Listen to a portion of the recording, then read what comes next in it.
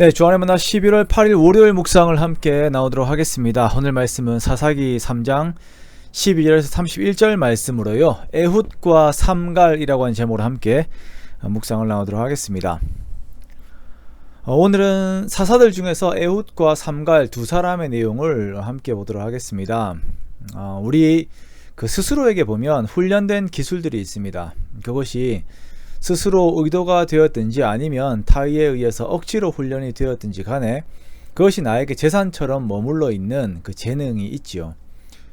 그것을 가지고 있으면서 스스로를 하나님께 드릴 때에 하나님께서는 그 재능을 반드시 사용하십니다. 잠언 22장 29절에서도 보면 내가 자기의 일에 능숙한 사람을 보았느냐, 이러한 사람은 왕 앞에 설 것이요 천한 자 앞에 서지 아니하리라 라고 말씀을 하십니다. 스스로에게 주어진 일에 능한 사람은 하나님께서 그것으로 영광을 받으십니다. 오늘 에훗과 삼갈이 그러한 사람들입니다. 이스라엘이 하나님 앞에 범죄하자 하나님께서는 모압 왕 에글론을 강성하게 하세요. 이 에글론이 모압과 아말렉 자손들을 모아서 연합군을 만들어 이스라엘을 칩니다. 그리고 이 전쟁에서 이스라엘은 종려나무 성읍, 즉 여리고를 빼앗기게 되어요. 여리고는 이스라엘에게 있어서 상당히 상징적인 성읍입니다. 하나님의 크신 역사를 증거하는 성읍인데 이곳을 빼앗기게 된 것입니다. 그리고 이스라엘은 에글론을 8년 동안 섬기게 됩니다. 우리가 신앙생활을 하면서 이것은 내가 무슨 일이 있어도 내가 빼앗기지 않겠지라고 생각하는 가치들이 있어요. 즉 여리고와 같은 것들이죠. 그래도 이것은 하나님이 첫 번째 주신 성읍인데 이것은 괜찮겠지라고 생각되는 그런 요소들이 있는데요. 그러나 내가 하나님께 등을 돌렸을 때에 하나님의 선물들이 가차없이 사라지는 경우들이 있습니다. 그러므로 우리는 항상 하나님 앞에, 그 말씀 앞에 경각심을 가져야 합니다.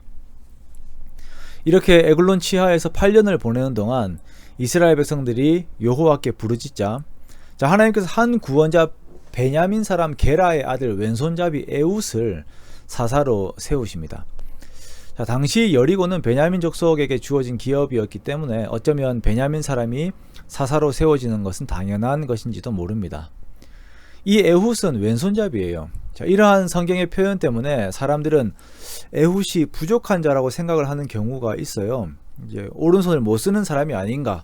성경에서는 오른손이 능력인데 왼손을 쓴다는 것은 어떤 부정함이 있는 것은 아닌가라고 하는 생각을 하죠. 그런데 성경을 조금 더 자세히 보면 베냐민에는 왼손잡이들이 많았습니다. 사사기 20장에 보면 이스라엘의 내전에 대한 내용이 나오는데요. 베냐민의 전사들이 보통 전사들이 아니에요. 이들 중에서 왼손잡이가 700명이 있는데 다 왼손잡이, 왼손잡이로 물매를 던지는, 정확하게 물매를 던지는 사람들입니다. 그런데 이 70인 역에서는 이것이 왼손잡이가 아니라 왼손도 쓸 줄 아는 사람, 즉 양손잡이로 번역을 해요. 이것을 좀 더 정확하게 이렇게 설명을 해주는 대목이 역대상 12장에 나오는데요. 역대상 12장에 보면 다윗에게 편입된 용사들 중에서 베냐민 지파의 능숙한 궁수들과 양손으로 물맷돌을 사용할 수 있는 용사들이 있다라고 이렇게 말씀을 하고 있습니다. 즉 베냐민 지파는 군인들이 양손을 쓰게끔 훈련을 시킨 것이에요. 그리고 물매를 양손으로 던져도 틀림이 없는 훈련된 군인을 가지고 있는 지파가 이 강한 지파, 이 베냐민 지파입니다. 에훗도 그에 포함이 되는 것입니다.